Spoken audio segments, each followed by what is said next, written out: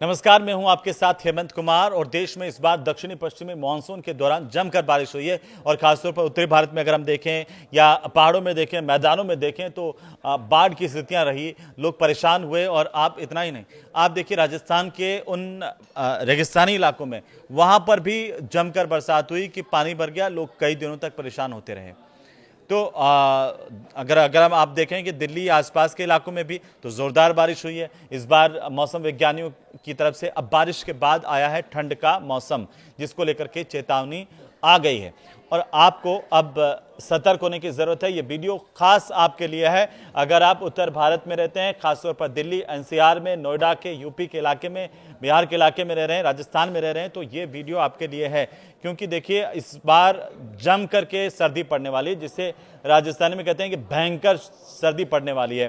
तो ठंड को लेकर के मौसम विभाग ने क्या पूर्वानुमान लगाया है वह हम आपको इस वीडियो में बताएंगे। क्योंकि वेदर एक्सपर्ट्स के अगर हम माने तो इस बार दशकों बाद दिल्ली एनसीआर के इलाके में हाड़ कपा देने वाली ठंड पड़ने वाली है। भाई बर्फ पड़ने वाली है लिटरली, क्योंकि मौसम विभाग ने जिस तरह का अंदेशा जताया, आप मान करके चलिए इतनी खतरनाक सर्दी आपने नहीं देखी होगी, इतनी भयंकर सर्दी पड़ने वाली है। तो इंतजाम करना बहुत जरूरी है और इसके पीछे की वजह भी हम आपको बताएंगे कि दरअसल ला नीना के एक्टिव होने की पूरी संभावना है। ये ला नीना क्या चीज है और देखिए कि इससे मौसम में ठंडक घुलने के पूरे आसार हैं।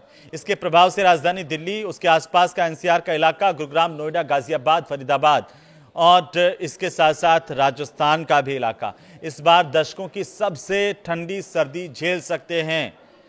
अब जिन इलाकों में बर्फ पड़ती है उनमें क्या हाल होगा, लेकिन राजस्थान में देखिए चूरू सबसे ज्यादा ठंडा होता है, वहां इस बार उससे भी ज्यादा हालत खराब हो सकते हैं।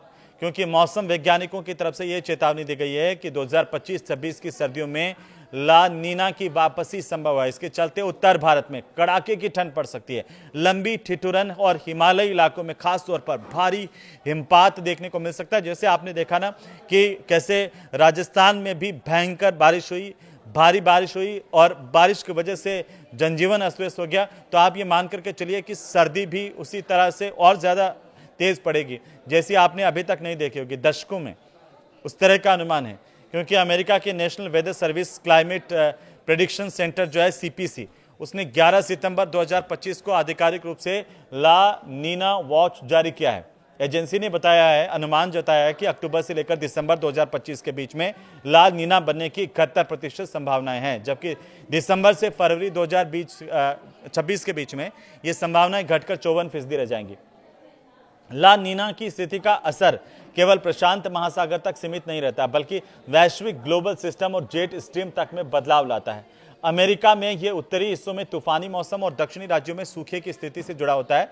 भारत के लिए इसका मतलब यह होता है कि ठंडी हवाओं का तेज प्रवाह और कड़ाके की सर्दी, या यूं कहते हैं कि जो सर्द हवाएं चलती है, ठिठुरा देती है, हाड़ कपा देने वाली सर्दी, वो स्थितियां आ सकती है। और भारतीय मौसम विभाग ने भी ये संकेत दिए हैं कि आईएमडी की तरफ से अपनी ताजा जो ईएनएसओ जारी की गई है उसमें यह बताया गया है कि फिलहाल प्रशांत महासागर में ना तो एल नीनो है और ना ही ला नीना यानी कि स्थितियां न्यूट्रल हैं। हालांकि monsoon mission climate forecast system MMCFS और अन्य वैश्विक जो मॉडल है वो ये संकेत दे रहे हैं कि मानसून के बाद के महीनों में ला नीना उभर सकता है। एक सीनियर आईएमडी अधिकारी की माने तो उन्होंने कहा कि हमारे मॉडल अक्टूबर-दिसंबर के दौरान ला नीना के विकसित होने की 50% से ज्यादा संभावना दिखा रहे हैं। आमतौर पर ला नीना सालों में भारत की सर्दियां जो भारत में है वो सर्दियां ज्यादा ठंडी होती है। हालांकि जलवायु परिवर्तन का असर इसे कुछ हद तक संतुलित कर सकता है, लेकिन समग्र रूप से अगर आप इसे देखिए तो सर्दियां हाल के सालों की तुलना में ज्यादा कड़ी हो सकती है। अब आपके दिमाग में बार बार आ रहा है कि भाई ये दोस्तों ला नीना क्या चीज है। ला नीना को समझिए। ला नीना, अल नीना, ये सदर्न ऑसिलेशन ईएनएसओ चक्र का एक ठंडा चरण है जिसमें प्रशांत महासागर के भूमध्यवर्ती इलाके का जो सतही तापमान है वो सामान्य से नीचे चला जाता है। इससे वातावरणीय परिसंचरण जो है वो सर्कुलेशन एटमॉस्फेयर का वो सर्कुलेशन बदल जाता है और बारिश, तूफान और हवाओं के पैटर्न पूरी दुनिया में इससे प्रभावित होते हैं। भारत में इसका असर उत्तर भारत में औसतन से ज्यादा ठंड, लंबी अवधि तक चलने वाली शीतलहर, हिमालय में अधिक हिमपात होना जिससे जल स्रोतों को फायदा, लेकिन भूस्खलन और हिमस्खलन का खतरा जो है वो बढ़ जाता है। कृषि, जल आपूर्ति और ऊर्जा मांग पर इसका सीधा असर पड़ता है। विशेषज्ञ ये कहते हैं कि इस बार दिल्ली एनसीआर समेत पूरे उत्तर भारत में, जिसमें राजस्थान भी शामिल है, शीतलहर ज्यादा चल सकती है, लंबे समय तक चल सकती है और इससे रबी की फसलों की बुआई और जो है वो उनकी उत्पादन क्षमता प्रभावित हो सकती है। साथ ही बिजली और गैस की खपत में भी तेजी से जो है वो इजाफा हो सकता है। इसे लेकर के ये संभावनाएं जताई गई हैं। तो उम्मीद है कि आप इस वीडियो से सतर्क हो जाएंगे, सावधान हो जाएंगे और रजाई का बंदोबस्त पहले ही कर लेना, क्योंकि जब सर्दी आती है तो हो सकता है कि आप बीमार पड़ जाएं।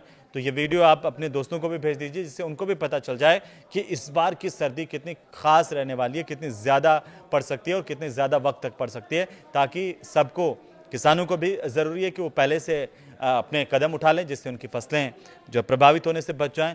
इसलिए ये वीडियो जितने ज़्यादा लोगों को आप शेयर कर सकें, भेज सकें, ये अच्छा होगा। और इस वीडियो को लेकर आप क्या सोचते हैं, आप हमें कमेंट करके बता सकते हैं। नमस्कार।